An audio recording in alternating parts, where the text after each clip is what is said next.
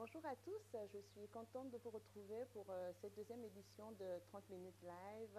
L'enfant du pays, bonjour. J'ai vu que tu as été le premier à te connecter. J'ai vu Sandrine, je vois Héloïse Bouka, je vois Parfait, Eyi, Sandrine Goma, Faro Chitombi, Régie Beach. Donc voilà, je vous vois. Merci beaucoup d'être à l'heure et d'être déjà sur ce live.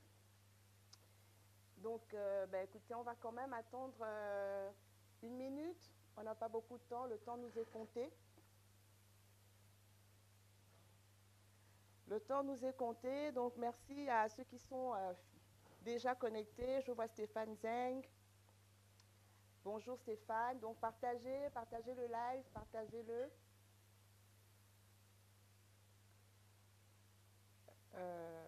Jeanne Vanessa, bonjour. Ah, Colombine Yordles, bonjour. Christian Lecogo, Dominique, bonjour à tous. Je suis contente de vous retrouver pour cette deuxième édition. Je vois Danny Carter, Ondo. La régie, l'enfant du pays demande le volume. Apparemment, il n'y a pas assez de volume. John Cosa, Lionel, Rodrigue. Bonjour à tous. Alors, je vous ai dit, donc, aujourd'hui, nous allons parler du Gabon, mais aussi de l'Afrique. Je pense que dans ce qui va se dire, certains pays africains vont se retrouver, vont retrouver la description qui va être faite par rapport à leur, par rapport à tout ce qui va se dire, même si ça, les Gabonais se reconnaîtront, mais je pense que d'autres aussi vont se reconnaître dans tout ça. Et donc, on va parler du Gabon. Le thème que j'ai donné, c'est de la dictature à la démocrature. Eh bien, je vous rappelle juste en quelques minutes le concept de l'émission. Donc, on a des échanges thématiques. On aura de temps en temps des invités. Pour aujourd'hui, on n'en aura pas, mais on en a un pour la prochaine émission. Il y aura des appels. Donc, vous pouvez appeler sur Skype 30 minutes live DLN. C'est le nom du compte Skype. 30 minutes live DLN. Donc, tout à l'heure, nous prendrons Loïc qui a demandé à intervenir à l'émission, donc il appellera tout à l'heure. Et puis, il y aura des échanges aussi sur le site web laurencemdong.com. Et j'avais annoncé la dernière fois que le site serait en ligne. On a pris un peu plus de temps pour le développer parce qu'il y a des compatriotes qui ont voulu mettre à profit leurs compétences pour développer le site et le rendre beaucoup plus professionnel. Donc, je les remercie pour cela. Donc, ils m'ont demandé de leur accorder un peu plus de temps parce qu'ils avaient pris l'information quand je l'ai annoncé, donc j'ai laissé faire. Et donc le site, il est en ligne dès maintenant, donc vous pouvez aller cliquer, laurencemdong.com. Il y a des informations, il y a aussi le moyen d'échanger et aussi de faire des propositions, de critiquer l'émission, qu'est-ce qu'on peut améliorer, etc. Donc c'est vraiment ouvert, c'est une émission dans laquelle vraiment on veut échanger avec le peuple, que vous ayez aussi un espace de parole et un espace d'échange avec vous. Le thème d'aujourd'hui, donc, c'est de la dictature à la démocrature. En général, on passe peut-être de la dictature à la démocratie, mais est-ce que nous, on est vraiment passé de la dictature à la démocratie? Je pense qu'on est plutôt passé de la dictature à la démocrature et c'est ce dont on va parler pendant cette émission. Le concept même de l'émission, c'est qu'on parle de citoyenneté. On va beaucoup parler de citoyenneté, tout ce qui a trait donc à cette notion. Le citoyen, c'est celui qui a le droit de citer. Et la citoyenneté, c'est l'état ou la qualité du citoyen. C'est-à-dire qu'elle permet à un individu d'être reconnu comme membre d'une société ou d'une cité, comme on l'appelait dans l'Antiquité, ou d'un État aujourd'hui, et de participer à la vie politique. Alors, participer à la vie politique, c'est quoi? Participer à la vie politique, ça veut dire participer à la gestion du pays. Et donc, comment on en arrive à participer à la gestion du pays? C'est de tout ça dont on va parler au fur et à mesure, montrer comment le peuple devrait s'impliquer dans la gestion du pays, parce que le pays n'appartient en réalité à personne, tout comme il appartient à tout le monde. Donc, personne ne peut s'arroger, une minorité ne peut pas s'arroger tout un pays alors que la grande majorité de la population est complètement méprisée. Donc, quand on parle de gestion d'un pays, on parle de gouvernance. Et la gouvernance, c'est le fait de gérer un État, le fait d'administrer un État. On peut parler aussi de gouvernance des entreprises, on peut parler de gouvernance des associations, on peut parler de gouvernance des organisations. Ce qui nous intéresse ici, nous, dans un premier temps, c'est la gouvernance du Gabon, de notre pays. Et donc, la gouvernance s'appuie sur deux notions, en fait, l'efficacité et l'efficience. L'efficacité, elle mesure le rapport entre le résultat atteint et les objectifs qu'on s'est fixés au départ. D'accord? On se fixe des objectifs et on voit si on a réussi à les atteindre. Si on les a atteints, c'est qu'on est efficace. Si on ne les a pas atteints, on n'est pas efficace. Et puis, il y a la notion d'efficience. C'est-à-dire que si deux solutions ont un coût identique, quand on veut faire de la bonne gouvernance, on doit choisir celle qui permet de réaliser au mieux les objectifs qu'on s'est fixés. Maintenant, si deux solutions aboutissent au même résultat, il faut choisir celle qui est la moins coûteuse. Donc, l'efficience au moindre coût. Mais le problème que nous avons au Gabon, nous le savons tous, c'est évidemment la mal-gouvernance. Ça veut dire qu'il n'y a pas d'efficacité, les objectifs sont fixés, ils ne sont jamais atteints. On en aura un bel exemple au cours de l'émission. Mais ce sur quoi je veux nous amener à réfléchir aussi, c'est à revoir les causes, les principales causes de la mal-gouvernance au Gabon. Et je pense que c'est valable pour toutes les dictatures, en fait. Donc, les principales causes de la mal-gouvernance, on a évidemment l'enrichissement illicite et rapide au détriment de la population. Et quels sont les auteurs de cet enrichissement illicite? Le premier auteur, ça a été évidemment la puissance coloniale, puisqu'elle est venue chez nous pour nos richesses, pas pour nous faire du bien, pas parce qu'elle voulait, comme ils disent, nous civiliser. Nous avions déjà une civilisation. Ils sont venus simplement parce qu'ils étaient intéressés par nos richesses. Ils étaient intéressés uniquement par nos richesses. Donc tout ce qui était fait, l'école, à l'époque de la colonisation, avait pour seul but de former des assimilés au service de la puissance coloniale. On n'était pas destiné à réfléchir pour développer nos pays. Et c'est ce qui s'est passé au moment des indépendances. On a écarté dans toute l'Afrique les nationalistes, ceux qui aimaient leur pays, qui étaient prêts à se battre pour les développer. C'est eux qu'on a, à défaut de les assassiner, on les a simplement écartés du pouvoir. C'est comme ça que Jean-Hilaire Obama a été écarté au profit de Léon Mba, par exemple. Donc, Omar Bongo qui est arrivé, parce qu'à un moment donné, Léon Mba, il disait quand même Gabon d'abord. Et ça ne plaisait pas trop à un moment donné. Bref, il a été remplacé par Omar Bongo Ondimba. Et Omar Bongo a fait de l'enrichissement illicite le fondement de son pouvoir. C'était le fondement, la base de son pouvoir, c'est l'enrichissement illicite. C'est ce qui a fait que quand il arrive au pouvoir, il négocie avec une entreprise comme Elf. À l'époque, qui est devenue Total. Nous, on connaît ce qu'il a demandé à Elf, mais on ne sait pas ce qu'il a demandé aux autres entreprises pétrolières. On lui a accordé quand même 18% du pétrole gabonais. La France prenait 53%, je pense, et dans les 47% restants, il avait 18% et seuls 25% allaient à l'État gabonais. Et même, ces fameux 25% étaient aussi dérobés. Et j'ai suivi un reportage dans lequel celui qui parlait, je crois que c'est Loïc Le Flop-Prigent, un ancien directeur général d'Elf, qui disait que Omar Bongo, en fait, voulait ressembler aux émirs du Qatar en termes de richesse. Quand j'ai écouté ça, ça m'a vraiment fait rire. Je me suis dit, mais enfin, ils voulaient leur ressembler dans l'enrichissement personnel, mais ils ne voulaient pas leur ressembler dans la construction de leur pays. Parce que eux, ils ont construit leur pays. Ils ont construit le Qatar, ils ont construit les Émirats arabes. Donc lui, il voulait simplement rivaliser avec eux dans le nombre de milliards en banque, dans les hôtels particuliers achetés à l'étranger, alors que son pays n'était pas du tout développé et les populations croupissaient dans la misère. Et ça, on va y revenir quand on parlera des valeurs dans une république. Le gros problème, c'est que cet enrichissement illicite est devenu une forteresse dans le pays. Qu'est-ce que j'entends par forteresse? Ça veut dire qu'aujourd'hui, même ceux qui disent combattre le système sont atteints par le syndrome de l'enrichissement illicite et rapide. Chacun bouffe là où il est attaché. L'agent de la mairie va passer son temps à racketter les pauvres commerçants du marché, les pauvres petits commerçants qui n'ont pas déjà grand-chose, parce que lui aussi, il veut gonfler ses fins de mois, peut-être qu'il n'en a pas assez, donc En fait, c'est toujours le peuple qui trinque. Mais qu'est-ce qui se passe au niveau du peuple? L'enrichissement illicite est rapide, fait qu'au Gabon, quelqu'un peut acheter un produit à 5 000 et venir le revendre à 30 000, venir le revendre à 50 000. Mais ça, on trouve ça normal. Alors que rien ne justifie que l'on multiplie par 10 le prix d'un article. On va acheter des choses à l'étranger, on revient les vendre 5-10 fois plus cher. Et la situation est tellement grave que quand vous voulez vendre des choses au juste prix, les gens même ne vont pas acheter.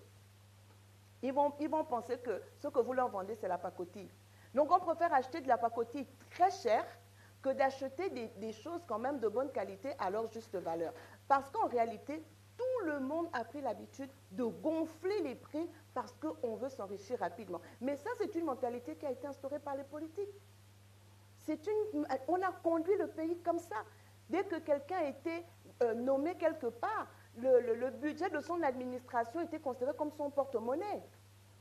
Puisqu'on pouvait dire que non, lui là, il pèse lourd. Hein, sa direction générale là-bas, il a 3 milliards de budget. Mieux encore, ce qu'il faisait dans les ministères, c'est que comme les budgets de l'État sont souvent mis en place tardivement, donc on faisait des avances sur le budget du ministère et cette avance-là était versée sur le compte personnel d'un individu qui était le gestionnaire de cette avance. Et ça s'est élevé souvent à des centaines de millions de francs CFA. Et beaucoup se sont enrichis comme ça. Donc, il faut aujourd'hui, quand on veut changer le Gabon, bien regarder si nous-mêmes, on n'est pas enclin à ces choses-là. Parce que c'est une chose de dénoncer un système. C'est une chose de vouloir renverser un système. C'est autre chose de sortir le système de soi. Parce que si le système est en nous, tôt ou tard, on va le reproduire. Et il est important que pour le Gabon que nous voulons construire, que nous puissions nous asseoir et faire vraiment cette autocritique et de se dire qu'est-ce qui est de ce Gabon que je ne veux pas, qui est en moi, pour que je l'enlève, pour que je puisse moi-même déjà incarner le Gabon que je veux voir. Donc, Ali Bongo, évidemment, est venu continuer ce que son père a commencé, donc l'enrichissement illicite qui continue. Et je voulais justement parler aussi des régimes politiques, puisque nous parlons de la dictature à la démocrature, parce que le mode de gouvernance d'un pays va dépendre aussi, est étroitement lié au régime politique choisi, au régime politique en vigueur dans le pays. Et le régime politique, c'est le mode d'organisation d'un État, c'est aussi la manière de gouverner et d'administrer cet État. Bon, là, il y a une classification qui remonte depuis l'époque d'Aristote et Montesquieu, c'est elle qui a permis de définir l'aristocratie. Donc c'est le pouvoir souverain qui est exercé par les meilleurs, les méritants, les plus aptes, donc, et souvent ce sont des castes. On parle de la royauté, donc la royauté c'est un régime politique dans lequel le chef de la nation a le titre de roi. On confond souvent la royauté à la monarchie, mais la royauté n'est pas la monarchie. La royauté n'est pas la monarchie.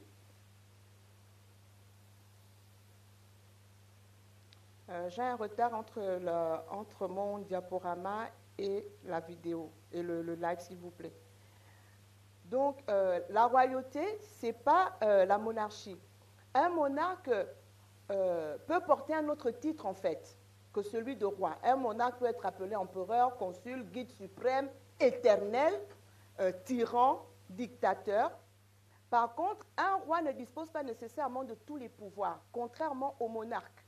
Nous avons par exemple la reine d'Angleterre. En Angleterre, on a une royauté, mais qui ne dispose pas de tous les pouvoirs. Alors que le monarque, lui, a tous les pouvoirs en main. Donc, on n'a pas besoin d'être dans un royaume pour que l'on ait un monarque, en fait. Et puis, la démocratie, donc, on en parle tout le temps, le pouvoir du peuple par le peuple, c'est le pouvoir qui est détenu ou contrôlé par le peuple qui exerce donc soit la souveraineté, sans qu'il y ait de distinction due à la naissance, à la richesse, aux compétences. Donc ça, c'est le principe d'égalité.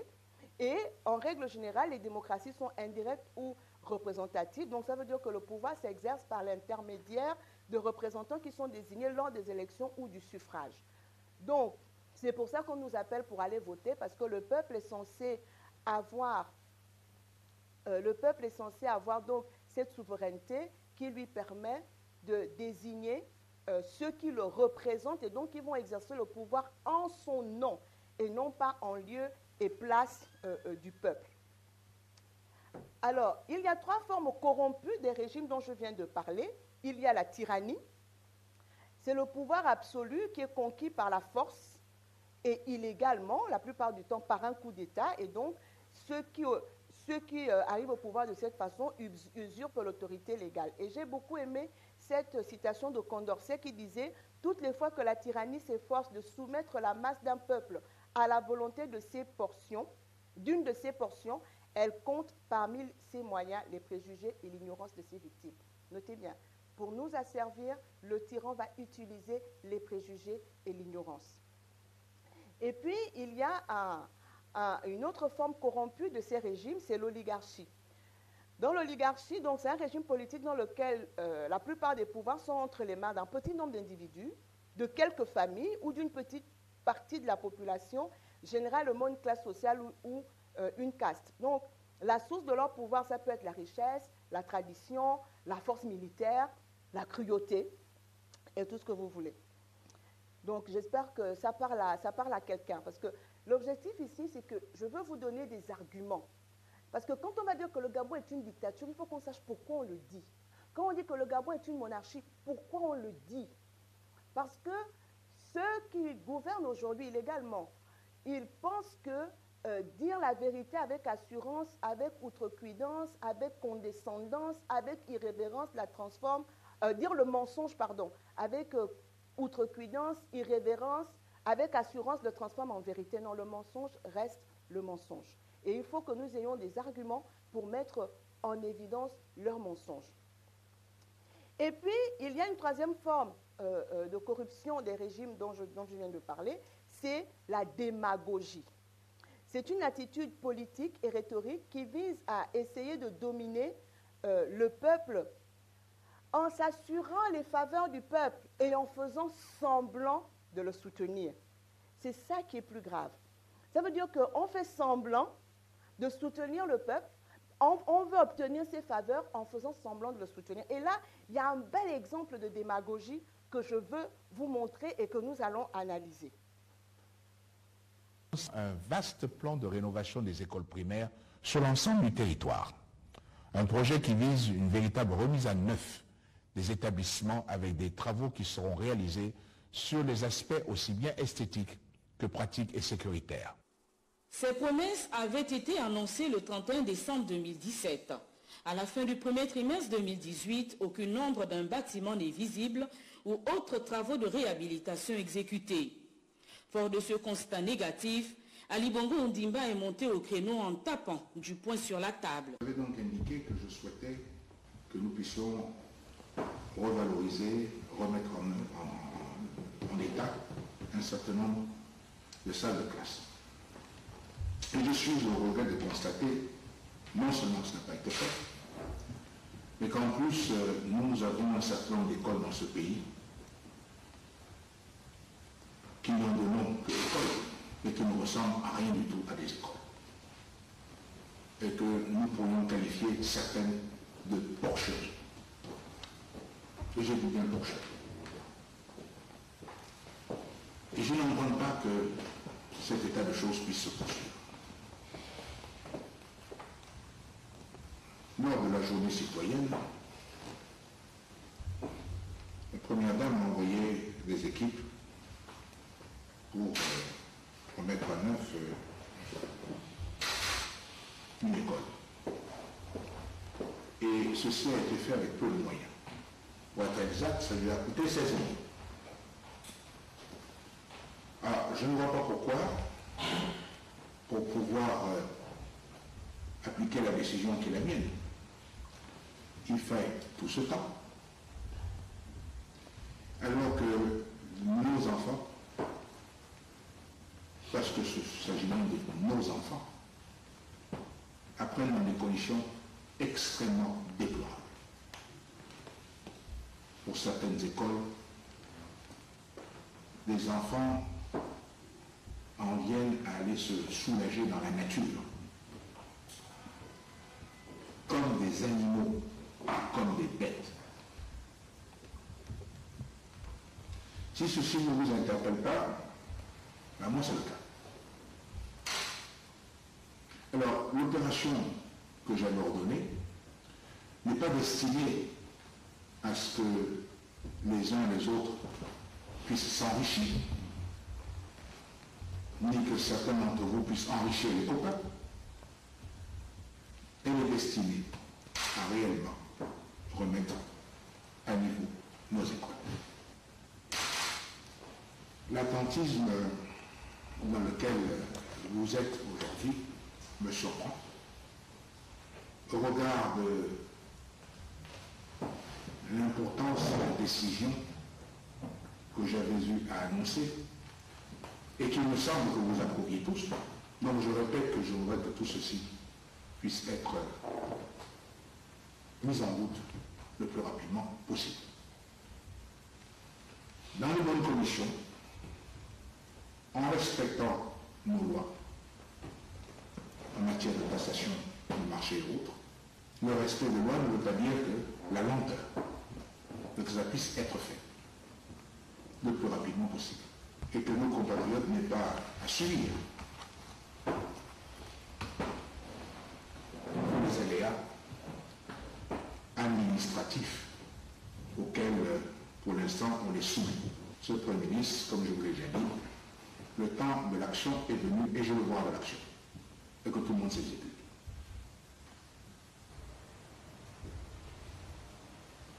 Merci. Bon, mes compatriotes, mes frères et sœurs, mes compatriotes, vous-même, vous voyez ça comment?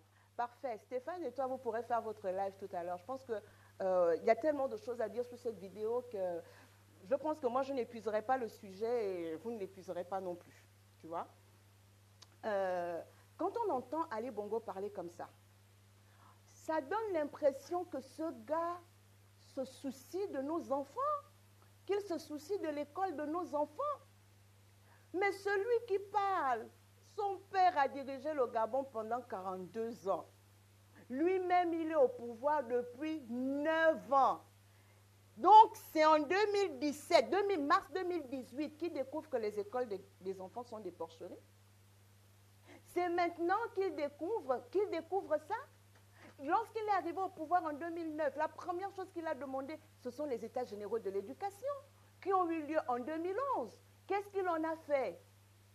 En 2013, plus de 20 milliards de francs CFA sont sortis du trésor public qui ont été remis à l'Agence nationale des grands travaux, dont lui-même était président du conseil d'administration, en violation de l'article 14 de notre ancienne constitution qui interdisait au chef de l'État d'avoir d'autres activités à but lucratif. Et il se versait lui-même un salaire de 160 millions par mois en tant que PCA de l'Agence nationale des grands travaux, président du conseil d'administration. Ces 20 milliards sont sortis du trésor.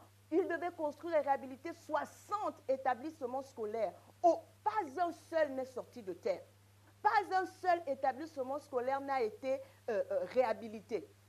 Sa très chère et tendre épouse, qui se soucie tout à coup de l'école publique, est allée rénover une école à 16 millions à ses propres frais.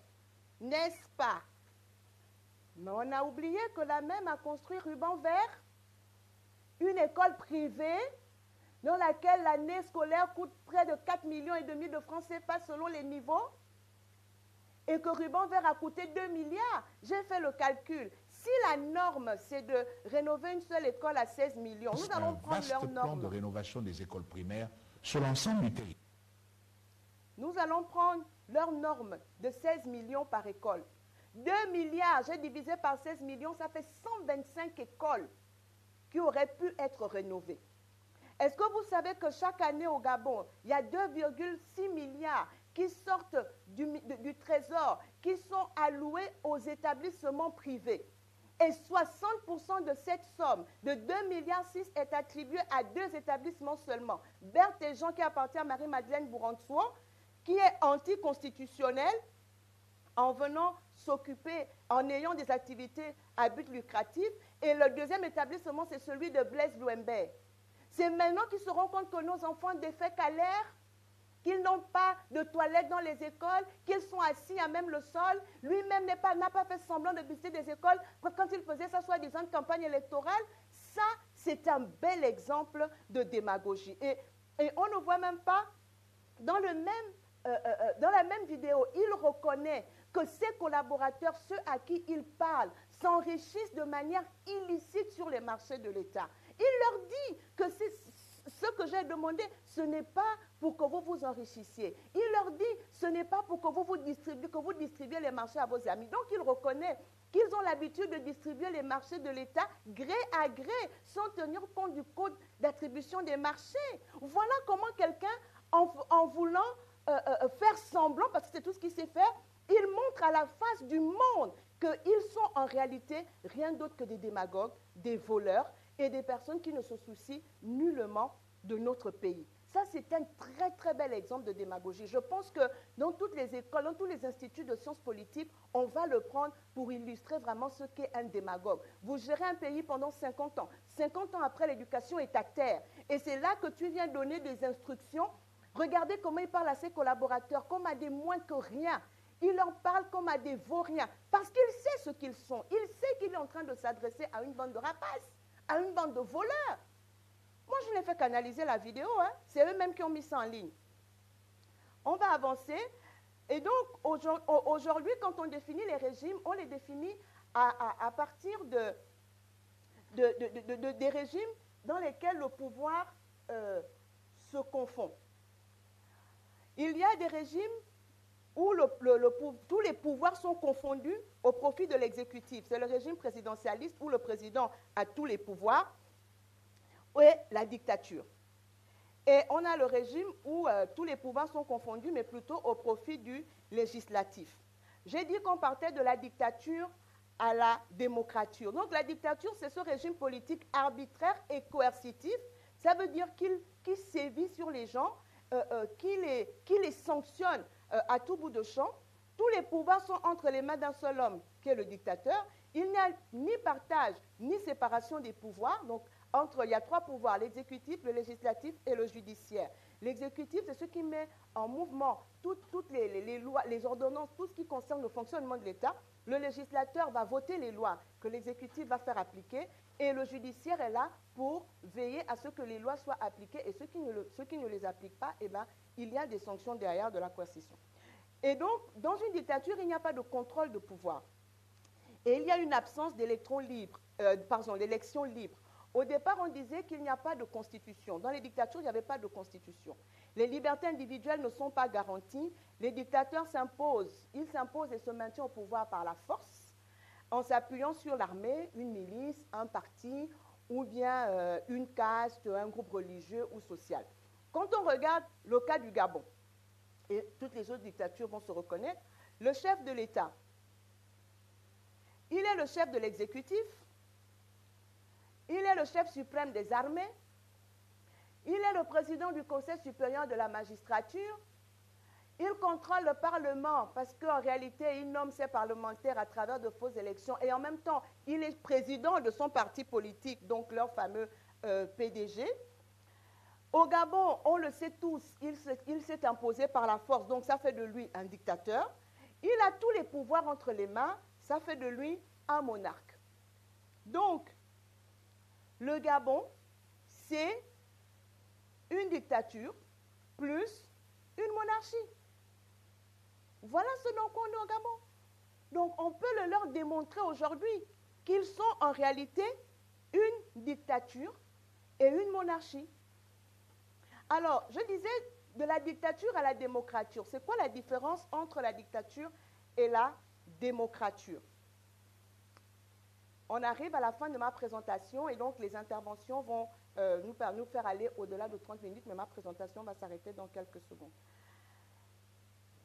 Avant 1990, donc de 67 à 90, nous étions dans une dictature forte. Et puis en 1990, il y a eu la conférence nationale, il y a eu en 91 l'adoption d'une nouvelle constitution donc, qui établissait le multipartisme, parce qu'avant 90, les partis d'opposition étaient interdits, il y avait un seul parti État qu'on connaît. il n'y avait pas de limitation des mandats présidentiels. Donc là, les mandats étaient limités à 2 consécutifs. On avait ramené le septennat en quinquennat. Ils ont mis en place une cour constitutionnelle. Ils ont mis en place une commission électorale qui était censée être indépendante et plusieurs autres mesures qui étaient censées nous mettre sur le chemin de la démocratie. Mais qu'est-ce qu'on a constaté? On a constaté que les institutions dites démocratiques qui avaient été mises en place, en fait, étaient aux ordres de la dictature. Omar Bongo s'est arrangé à mettre sa maîtresse comme président de la Cour constitutionnelle. Et on sait ce qui a été par la suite. L'Assemblée nationale, qui lui était entièrement acquise, est revenue sur la limitation des mandats. Ils sont revenus au quinquennat. Il ne nous reste qu'un pseudo-multipartisme avec des partis d'opposition qui sont muselés, qui ne sont pas financés, qui n'ont pas accès aux médias publics. Il faut simplement lire le rapport de la mission d'observation des élections de l'Union européenne qui a bien noté tous les dysfonctionnements de la soi-disant démocratie gabonaise pendant l'élection présidentielle d'août 2016, où on a vu l'armée accrocher les pancartes d'Ali Bongo pour bien montrer son indépendance. Et l'objectif de tout ça, c'est quoi? C'est simplement la conservation du pouvoir. Ils veulent rester au pouvoir. Et dans les prochaines émissions, on parlera de pourquoi ils veulent rester au pouvoir. Et donc, lorsqu'on a une dictature en réalité qui a des institutions soi-disant démocratiques et qui ne fonctionnent pas comme une démocratie, on est simplement dans une démocrature. Parce qu'en Afrique, comme ailleurs, il n'y a pas de démocratie sans alternance. Si nous étions réellement en démocratie, toutes les élections qu'on a eues nous auraient mené à l'alternance. D'autant plus que depuis que nous avons des élections présidentielles multipartites, depuis 1993, les Bongos n'ont plus jamais été élus. Mais ils sont encore au pouvoir parce qu'ils s'y maintiennent par la force. Donc, il nous revient de réfléchir, de voir comment nous allons faire pour nous débarrasser de cette dictature qui nous tient et qui n'arrête pas de piller notre pays et de nous prendre en otage. 50 années de dictature, c'est suffisant. Donc, nous avons ces rencontres citoyennes que j'ai initiées, donc qui vont reprendre. La prochaine aura lieu à Nancy. Le thème, le 24 mars, de 14h à 18h. Le thème, nous allons parler des conditions d'une révolution citoyenne au Gabon, parce que je crois que c'est de la responsabilité de chaque citoyen, de chaque Gabonais, de se lever pour prendre en main son pays et arracher la liberté des mains de ces dictatures. Et donc, nous aurons 3 ateliers, on va réfléchir, il y aura des ateliers. Un premier atelier sur la définition ou la redéfinition de ce qu'on entend par révolution citoyenne. Nous allons parler de l'auto-organisation au service de la révolution citoyenne et nous parlerons de la révolution digitale. Donc on aura 3 ateliers, nous réfléchirons et nous sortirons de là avec des recommandations, avec des actions à mener petit à petit, comme on dit, l'oiseau fait son nid. Donc à ce niveau, merci, on a atteint nos 30 minutes live. Alors, comme l'émission est à ses débuts, on va se faire la main. Et il y a un jeune qui voulait intervenir, je crois qu'il est au Gabon, et donc il devait appeler. Donc voilà, s'il peut le faire maintenant, Loïc. Comme ça, on va prendre son appel. Et en entendant que Loïc s'appelle, je voulais vous montrer aussi autre chose parce que, donc aujourd'hui, vraiment vous permettez, j'ai fini ma présentation, mais je veux coller aussi à l'actualité parce que le Gabon, on le sait tous, demain aux Nations Unies, va présenter, donc va revenir pour son rapport des droits de l'homme. Ils sont passés en novembre 2017, ils avaient des choses à revoir. Et donc, ils vont être auditionnés encore demain à la Commission des droits humains des Nations Unies à Genève. Et je voulais rapidement vous présenter ici les conditions de vie à la prison centrale de Libreville. Parce que il faut qu'on en finisse avec les mensonges. Je sais que cette émission est regardée. Je sais qu'elle est regardée par les personnes qu'on ne soupçonne même pas.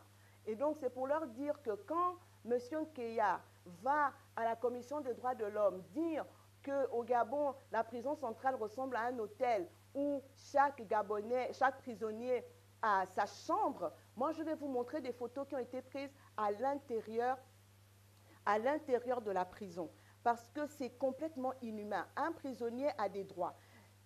Le seul droit dont il est privé, c'est la liberté. En dehors de la liberté, il a tous les autres droits là où il se trouve. Et donc, par rapport à cet examen périodique, voilà, je voulais vous montrer ici les conditions. Il n'y a pas d'eau courante au sein de la prison centrale. D'accord? Ce tuyau que vous voyez là, on le leur fait passer sous la porte. C'est selon la volonté du gardien. Il peut le laisser pendant 1 heure, pendant 2 heures, donc ils doivent se débrouiller à remplir le maximum de récipients possibles.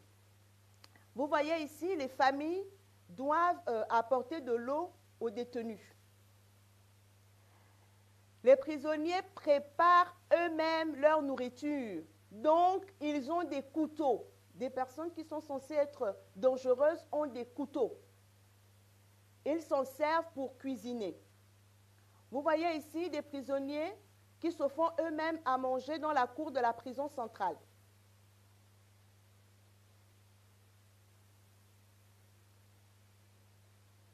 Donc, les prisonniers se font eux-mêmes à manger. Regardez les conditions. Il n'y a pas de cantine en prison.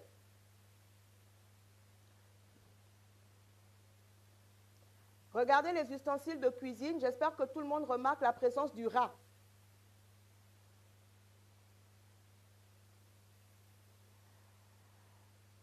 Voici la cuisine de la prison. Les conditions de sommeil dans la prison. Voilà comment ils dorment. Voici le dortoir avec le sous-pont, le mi-pont et le haut-pont.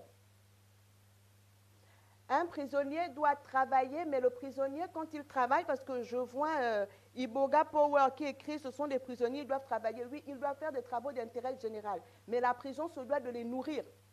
Ce n'est pas à eux de se faire à manger dans des conditions aussi inhumaines. Ce n'est pas le rôle. Ils doivent être nourris décemment par le service de la prison. Et en plus de ça, les parents leur apportent à manger. Et quand les parents doivent aller visiter les prisonniers, ils payent 1 000 francs le permis de visite par semaine. Donc, si vous avez un parent en prison, vous voulez le voir toutes les semaines de l'année, vous dépensez 52 000 francs. Vous payez pour aller le voir et la prison n'en prend pas soin. Ils n'ont pas d'eau courante. Récemment, il y a eu 2 morts de choléra parce que les cuves d'eau qui sont à la prison datent de 1960. Il y a un jeune homme qui est mort en prison récemment parce qu'il lui fallait de l'insuline. On ne lui en a pas donné. Il est mort là dans l'indifférence totale des gardiens de prison qui l'ont vu mourir. Ça, c'est l'espace de promenade. Voici l'espace où ils vivent, la douche, là où ils se lavent. Là, vous avez, regardez l'insalubrité, la poubelle même est dans la cuisine. Et là, vous avez la salle de récréation, là où ils sont assis. Là, ils se détendent, quoi. Ils mangent. Vous voyez un monsieur blanc qui est en train de manger. Ce monsieur, je l'ai rencontré en Suisse. Il a réussi à être libéré. Il était venu chercher sa fille qui a été séquestrée au Gabon et qui, malheureusement, est restée au Gabon, toujours séquestrée par des barons du régime. Il n'a pas pu la ramener avec lui. Donc, on a vu les dortoirs des prisonniers. Je vous montre rapidement les toilettes de la prison. Donc, ça, c'est un prisonnier qui est à l'isolement. Regardez comment il est enchaîné comme un animal. Il a des bouteilles devant lui, des bouteilles d'eau. Vous voyez ce qui est à l'intérieur, ce sont ses urines. Et elles sont rouges parce qu'il a été torturé, ses urines sont ensanglantées. Dans cette prison, on a des enfants, des mineurs qui sont mélangés aux adultes. Quel âge ont ces enfants pour qu'ils se retrouvent en prison? Quel est l'âge de la responsabilité judiciaire au Gabon? Donc, voilà ce que je voulais montrer ici, qu'on sache que ce qu'Nkeya a dit est faux. Ne rien que pour cet exemple-là, parce que tout leur rapport sur les droits humains au Gabon est mensonger. Mais au moins, je voulais apporter cette preuve concernant ceux qui sont à la prison centrale, qui ont réussi à me faire parvenir ces photos pour que je puisse les montrer à la face du monde et dire combien ces gens sont des menteurs. Donc, voilà. Merci beaucoup pour votre attention. Donc, j'attends l'appel. Est-ce que si Loïc me suit, Loïc qui a demandé à participer à l'émission, s'il me suit, s'il peut appeler.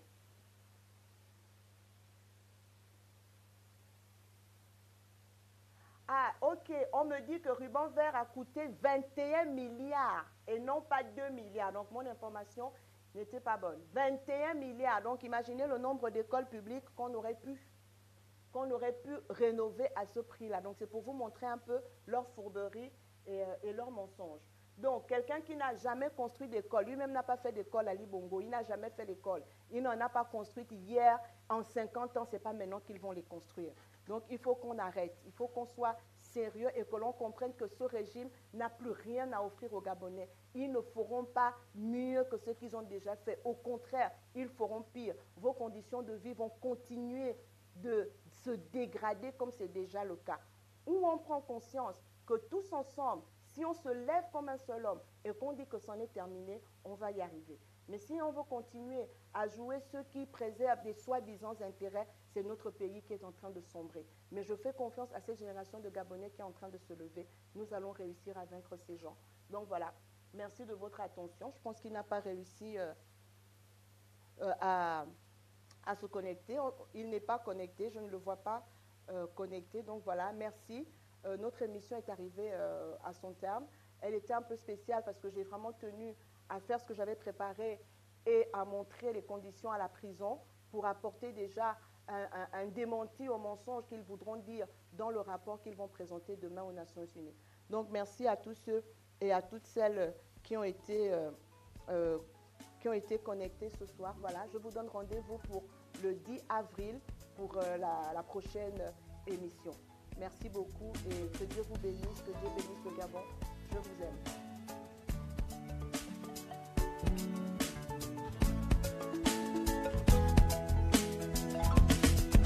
Gabon, dictature inavouée, où la liberté est bien emprisonnée.